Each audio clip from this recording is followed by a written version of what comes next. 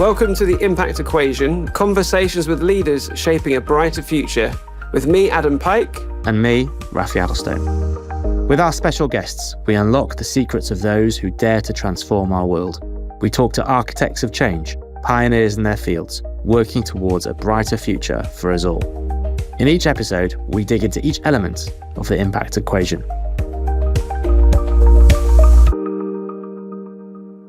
Today, our guest is Lord Deben. Entering Parliament as an MP at just 30, he rose through the ranks to become a minister under Mrs Thatcher and then Secretary of State for the Environment in John Major's government. In 1995, he introduced the Landmark Environment Act and ended up being described by Friends of the Earth as the best environment secretary we've ever had. Created a life peer in 2010, taking his title from his local river, he became chairman of the UK's Climate Change Committee in 2012, a position he held for over 10 years. In that time, he supported the government to pass a net zero emissions law, making the UK the first major economy to do so. Citing Rachel Carson's Silent Spring, her seminal book on the dangers of pollution, as a major influence on his leadership, he is a Catholic who sees his faith as tightly woven with his social calling. Lord Deben, welcome. Thank you very much. Lord Deben, before we get into the latter part of your career, I'd love to understand more about your early life, if you wouldn't mind sharing. Well, I was brought up in a vicarage. My father was an Anglican clergyman, and therefore we learnt right from the beginning that we were stewards, that we didn't have anything that we'd done been given to us. So our job was to look after it. And that was very firmly the attitude. And of course, I was brought up during and after the war, so we didn't have very much. We didn't have any money, and we certainly didn't have very much because there wasn't very much around. But you learnt an attitude which I've kept all my life. I hate waste. I don't think it's possible to accept it. I don't like the throwaway society. And we're at long last coming to a stage in which nobody's really arguing for the throwaway society. But in my youth, when I was at university, we were all told this was frightfully good for us because it gave jobs and things, so you could throw anything away. And I think we've begun to learn that we have limited resources. But when people first started to talk about the limitation on resource, then people from right and left thought it was entirely unacceptable and that somehow or other we would always have resources. And I think we learned that lesson too. So when I feel depressed about where we are, I always remember that we have learned some things on the way. Well, that's very, very, very, very good to hear. And what led you into politics, Lord Deben? Well, I'd always been in politics. I mean, I do know this because I know that I argued with my father over the dining table about the nationalisation of the railways. And I can't have been more than 7 at the time because one knows when the nationalisation took place. So we had an argument, and I was very much against the nationalisation of the railways for a very important reason, and that was that all the engines would be painted the same colour. And I liked the idea of having different companies with different colours. And I just remember the argument. I'm not sure it's my argument against nationalisation now, but it certainly was an early one. And that took you into your sort of student life. You were president of the Cambridge Union. Was that an intentional thing? You wanted to see that as a stepping stone into Parliament? Well, I went to the kind of school where debating was very much encouraged. We were taught very much that was the way that you handled the English language. So I debated as a schoolboy. And then my father was a great preacher. That I can say honestly, was a great preacher. And therefore I learnt just listening to him on a Sunday morning how you put together an argument and how you did it in a way which communicated to the congregation, which is why I get cross when particularly scientists talk in a way which nobody understands. That's why I banned the phrase kilowatt hour when I was climate change chairman, because I don't think anybody knows what a kilowatt hour is.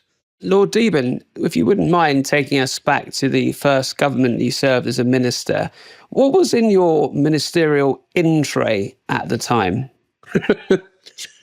Well, I suppose I was the Minister for Employment, and I mean, all sorts of things were in my in tray. I always remember having to have a conversation with my opposite number in the Home Office, who was Michael Howard, and we had to deal with the tricky business of the people who are specially allowed to come here from Vietnam to be chicken sexers. Chickens, so here this discussion about this subject. And the Vietnamese happen to have very often very acute eyesight and very small fingers, and they're quicker at sexing day old chickens than the machines are, see? Wow. Unfortunately, we have a certain number that you're allowed, which is perfectly reasonable. And there was somebody who was illegally here and realised that he couldn't get in unless there was a gap. So I'm afraid he killed one of the other chicken sexers in order to get the job. That's terrible. So this was an extremely difficult issue to try to deal with. And I remember having to try to deal with it. And at the end of it, both of us said, we didn't think this is what we were both at Cambridge to learn about. It was a very, very sad case, but it just shows how desperate people are, which is why I am so angry about the way in which Donald Trump is handling people who are in unfortunate circumstances. The Pope is absolutely right, and the Catholic bishops, and indeed the bishop who spoke, the Anglican bishop who spoke at Trump's service, absolutely right, just to remind people that this is just wrong. You don't treat people like that. And to see people being taken off with chains round them, it's a medieval kind of concept and absolutely unacceptable. And it should just warn people how easy it is for so-called democracies to become, in effect, dictatorships. Lord Deben, when you moved on to become Secretary of State for the Environment, can you take us back to the context of the time? Well, the first thing was that the Department of the Environment was a remarkable invention by Ted Heath, because he was way ahead of anyone else and put together this ministry. And it was unlike anyone else in Europe, because the Department of the Environment here was responsible for a wide range of things, the water industry and other things like that, obviously, but also for planning and local government and housing. So that actually it was the land use department as well. And that was a very important mix. And it was what I think brilliantly he'd set out. But of course, we were doing very little. We were known as the dirty man of Europe because we were doing much less than most other countries. And so what were your main aims in the roles? Where did the Environment Act come from, and what did it achieve, and how did you bring it off? Well, it seemed to me that there were a whole series of things that needed to be done. First of all, we had to do something about waste, and I've said how strongly I felt about waste. And waste was still really in the hands of people who had a pretty close relationship with the rag and bone man. I mean, there was very little of the sort of attitude to waste that we now have. But in those days, there was a great deal of damage done by waste. And so that's why we invented the Landfill Act. And that was a result of being in the European Union, because I was supposed to argue that putting stuff in the landfill was a better way of doing it than the ways that the more advanced countries in Europe were doing it. And I thought this was balmy. It didn't say, I mean, I couldn't argue it because I think it was true. So in the end, we had the landfill tax, and that was quite difficult to get through because I went along with this great plan to the Chancellor of the Exchequer at the time, it was Ken Clarke. I don't think they knew that we were the oldest of friends, but that we were and are.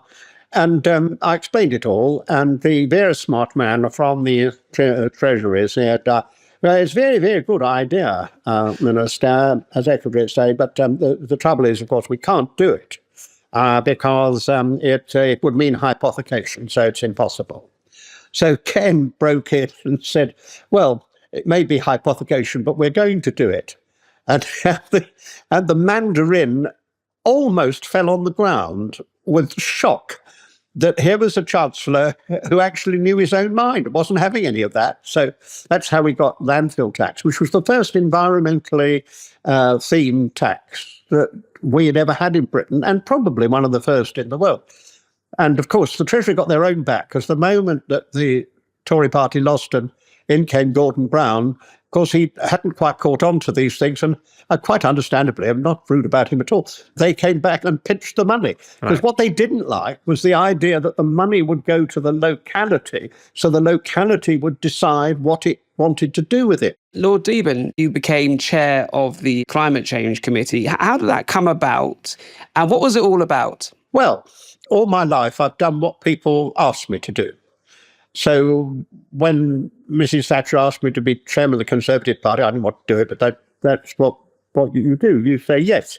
I've always said yes to people. I mean, as long as it was honest and clean. But I've always said yes. And this was the first time in my life that I thought to myself, I'd like to do that job, because I think I've got the mix which you need, which is passionate about the environment, but also knowledgeable about how Parliament and Westminster works, and also having a reputation of being independent. Because during that period of being in opposition, the Labour government knew perfectly well that I'd attack it, but not because I was a Conservative, but because I thought they'd got these things wrong and weren't doing them fast enough and things of that sort. So they knew that. And they knew also that it was just as critical, if not more so, of my own party and of the Liberal Democrats. And in order to, because what I was caring about was the environment. So I knew that I couldn't be that unless I ceased to be a member of Parliament. And that was part of the reason why I decided that I wasn't. The other part of the reason was, it seemed to me that if you've been a minister and you're not going to be a minister again, you've got to be a bit careful about being a long-term backbencher, because you become constantly concerned about this or that plot to discover and win that or this point. I didn't think I want to spend the rest of my life doing that. I thought I wanted to do something useful. So I applied for this and got to the stage in which there are sort of interviews and all the rest of it. And then finally I became the person who was proposed.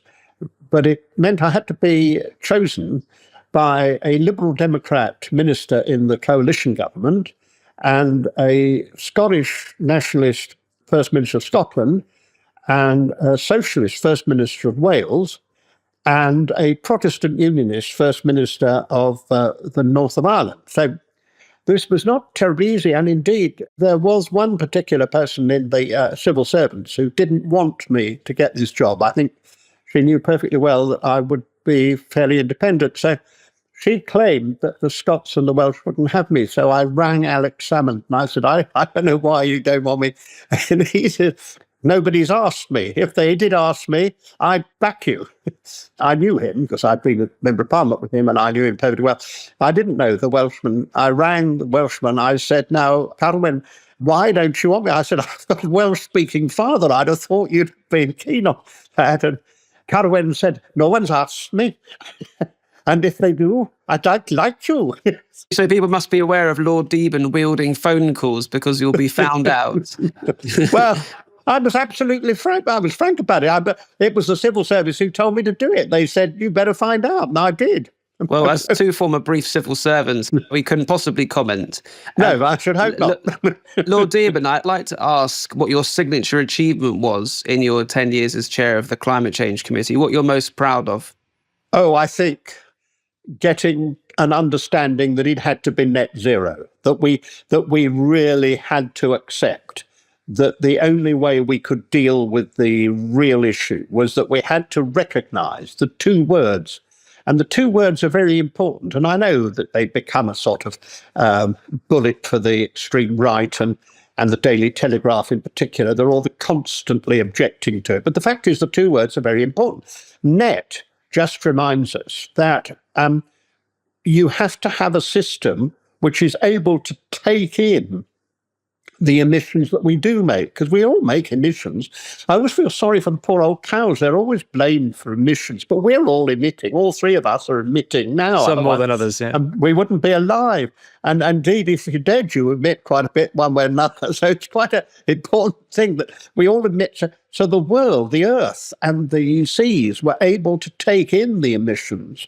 And what we've done is to destroy much of their ability to do that. I mean, filling the seas with plastic and reducing the ability of the earth to be fecund, or the way we've dealt with fertility, all that has meant that the net bit becomes very important. We've got to return to the earth and the seas the ability to take in the emissions we make. And the zero, of course, is that you have to push down the emissions to as low as possible, because what we've also done is to put out so much emissions because of the Industrial Revolution that the system doesn't any longer work because it's too much for it. So the two words are hugely important. And merely saying we've got to cut our emissions by 80% doesn't solve the problem.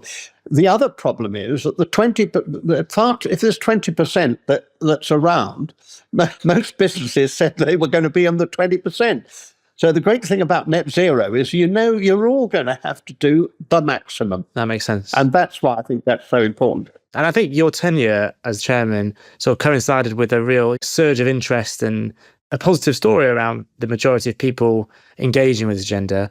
And since you stepped down, that seems to have turned a little bit. And we're now in a world where it's much more contested, where it might not be climate denialism as there was back then, but there is a sense of climate slowdown and challenge.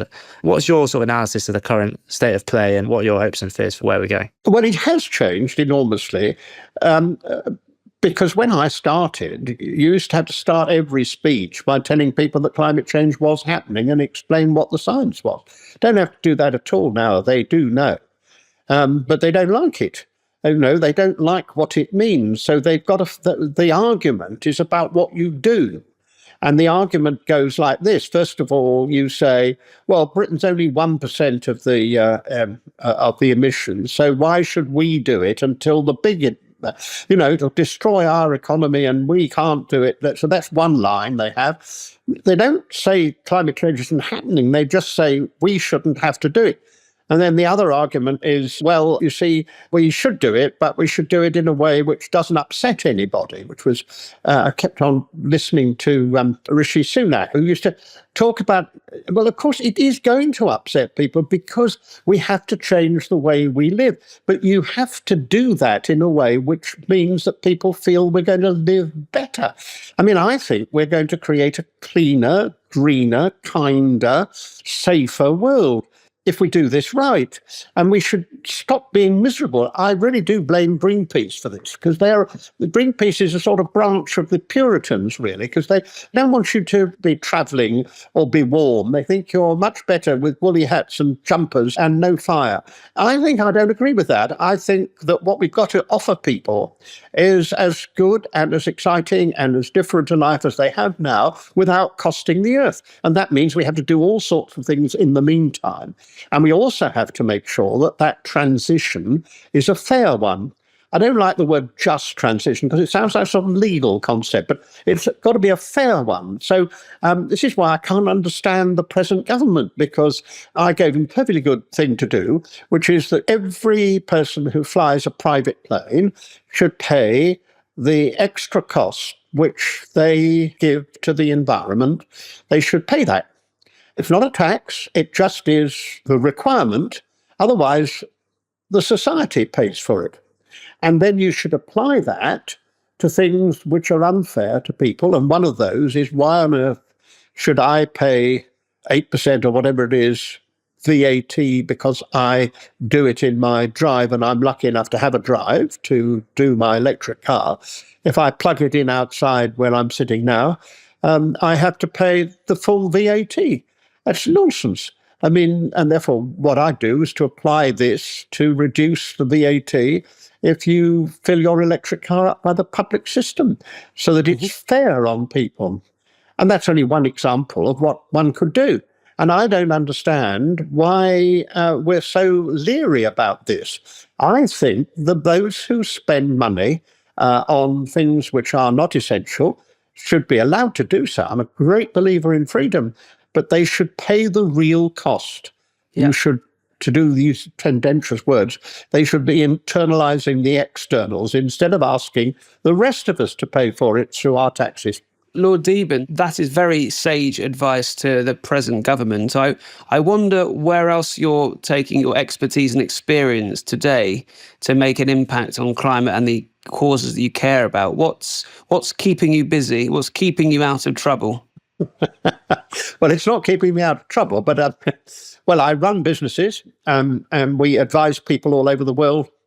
on all the issues of sustainability. So it's everything from climate change. Of course, I couldn't do that when I was chairman of the Climate Change Committee and didn't do anything in the energy world or anything like that. Now I can do that, but it's everything from climate change to modern slavery, because I think it's all part of the same thing. This is why I think the most remarkable understanding of this comes in the Pope's encyclical Laudato Si, because what he says there is that climate change is the symptom of what we've done to the world. It's the earth crying out for healing. And therefore, all these things, the loss of biodiversity, the way in which we polluted the air and the seas, the way in which we've treated other people, all these things are part of what we have to do in order to build the cleaner, greener, better, safer world.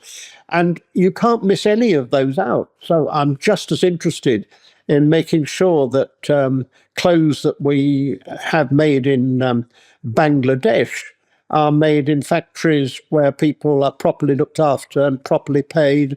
And that's one of the things that we achieve by the work that we're doing. So I do that. I've also, my family as a whole has bought the local pub. Because we thought that was part of what the society should have. A pub is hugely important, because in a pub you talk to people you disagree with. On the internet, all you do is to talk to people you agree with, and therefore you begin to think that everybody thinks like you. In the pub, it isn't like that. And I'm pleased to say that we have, it was partly because of that and partly because it was first opened in 1463, and I couldn't allow that to go away. And so pub, which was opened by the local guild, the Guild of the Most Holy Trinity in that date, is now reopened and run by my daughter. I'm happy to say she oversees it all, and it's a very good thing to have done. Lord Deben, it sounds like the three of us should write to Pope Francis and invite him for a pint at your pub. Yeah, exactly. I think we'd have a lot to talk about. Can I ask actually about the Catholic Church and your interest there? So I happen to be a trustee of a charity called Eco Judaism, which is a sort of climate engagement charity for the Jewish community in the UK. And one of the background to that is, we see the system not working when it comes to climate action. The politicians, are still, struggling. The diplomacy is not working. Businesses, and we haven't talked too much about your role of businesses. We talk about that. Even as citizens, it's still not really commonplace to be really engaged. So, do we need the moral clarity of the religious voice to really try and drive system change? How do you think about that? What do you see as the role of faith in this agenda? Well, it happens to be a fact that no organisations are doing more in Britain, for example, than the Catholic Church and the Church of England. They are doing an enormous amount, grassroots, to bring these things home to people. I think Laudato Si, the Pope's encyclical, and last year his sort of extra letter to bring it up to date, been absolutely remarkable. And of course, it upsets people like J.D. Vance and others who are supposed to be Catholics, but exclude listening to the Pope on anything they disagree about, and blame him for things because he happens to be so liberal in social matters, which is another thing which I admire him enormously for. I wrote to every Catholic bishop after Laudato Si, and I've kept in touch with them and know what they're doing. And almost without exception, they've got really important operations going. And my own diocese, they're copying what's happened in the Diocese of Salford, opening up the garden, which happens to have been given to the bishop, to make it a centre for learning about horticulture, learning about growing things, about the soil and the rest of it. So it can be very simple things like that, as well as going to the big things of Christian Aid and CAFOD and other organisations which which understand that climate change is the biggest threat to the poorest that there is. So that's hugely important. And without them, I don't think we'd have anything like the actions that we have today. And I just want to encourage them to do more. So I have a go at most of the bishops in the church, in the Church of England, in the House of Lords, and I do it with the Catholic bishops too. So it's quite fantastic. It keeps me out of mischief, but doing mischief, Talking of having a go, so in terms of your role at Sandcroft, advising businesses. Can you just talk us through a couple of examples of where you've seen really forward-thinking clients that you're working with to sort of accelerate change? And so maybe some examples of where you're having to fight a rearguard action in some of the more challenging areas. Well, you always have to fight rearguard action, so there aren't many, there's always that answer. But I mean, we went to Coca-Cola and pointed out that they were using HFCs in their refrigeration, and that was a potent global warmer, and that actually, in the end, people would wake up to this, and it'd be quite a good idea to get out of it before that happened. And we worked with them for many years, because it took a long time to get something which would deal with their problem, because their problem is that you carry the Coca-Cola ambient temperature. You have to bring it down very quickly. It's not like ice cream, which is always frozen. So you can use very small quantities of butane to do that, but you can't do that with soft drinks. Now, Coca-Cola doesn't use HFCs any longer in anything new that they buy. They've changed that. They worked for years on an alternative, and they now have an alternative which works. And that's changed the refrigeration industry, because, of course, they are the largest purchasers of the refrigeration in the world. Now, I don't have any argument about whether you like Coke or not. That's not the issue. The issue is a lot of people do. A lot of people are going to buy it. I want it bought in a way which doesn't destroy the planet. And we went on to help them go to a situation in which they put back more water than they take out. And they use less water now than they've ever done to do this. And this is an example of a company which has tried to do the right thing. And you look at Primark. Primark provides its goods from all over the world. And you now know that if you buy something from Primark, they know that it has been properly paid for. They know that the person who's made it has actually been properly paid, not just the factory owner. And they know that the fire doors aren't locked. And that's been worthwhile. So I look back on those things and think, gosh, well, they really are worthwhile. More than worthwhile, I'd say, Lord Deben. And in terms of the future that your grandchildren are going to inherit, are you hopeful for their future? Well, I'm all in favour of them. We've got 10, so there are quite a lot, quite a lot of future. I think the world is very frightening for all of us. I think we will win on climate change because it gets worse every year, and every year more people recognise they've got to do something about it. I mean, it's quite difficult to explain away the fires around Los Angeles, and it really doesn't work when Trump says it's because the Democrats wanted to save some small fish. I mean, nobody believes that. And gradually people, even Republicans, will have to come to the terms that you've got to do something about it. So I think in the end, maybe at a much greater cost, much slower than we ought to do it, we'll do that. But when you look at the developments in the world, when you see these great dictatorships, the awful regimes which we see in Russia and China, and actually pretty awful regimes in the United States. I mean, what democratic country can have a president who sacks the people who did their job in justice in chasing him for things which turn out he was guilty of? What kind of system can this be? It must be very depressing for people who have looked across the Atlantic as a great place for them. And it is very hard. You see the problems in India, the world's biggest democracy, and I find that awful. Then one has to look at the Sudan, millions of people without a home. You look at Gaza, it's no good arguing that one side's right and the other side's wrong. The truth of the matter is, you've just got to accept that this is the war there, and the way it was waged and the rest of it is unacceptable. Just as absolutely unacceptable, the terrible terrorism. You just have to recognise the world is a pretty ugly place at the moment. So we have two things to do. One is we've all got to do our best. I mean, I do think if it's very bad, you've got to get out there and do something about it. So that is the number one. And the other thing is that one of the great strengths of faith is that the gates of hell are not going to prevail against us. In the end, it's going to be all right. But we have to do it. I always think a lovely story of the little boy with his loaves and fishes. Jesus could have done the miracle without them, but he uses the little boy as his partner. And that's the great thing about creation altogether. We are partners in creation. That is the amazing thing about the Almighty, is we are partners. And that's why we are the only animal that knows about sex. We know about creation. Most animals certainly get on with it, but they don't know that this is what produces what they need. We do. And that's why I feel very strongly in a traditional way about how we handle that.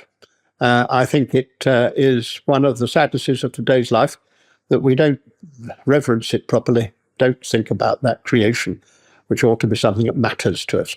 At the beginning of this conversation, I didn't think we'd be finishing with talking about that. But here we are. Lord Deben, we've run out of time, unfortunately. It's been a fantastic, incredible conversation.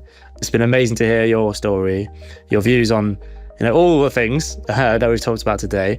We're so grateful for your time. It's been a real privilege and honour to talk to you. I've enjoyed it immensely. Thank you both. Thank you so much. Thank you. Okay, Adam, Lord Deben, what a character.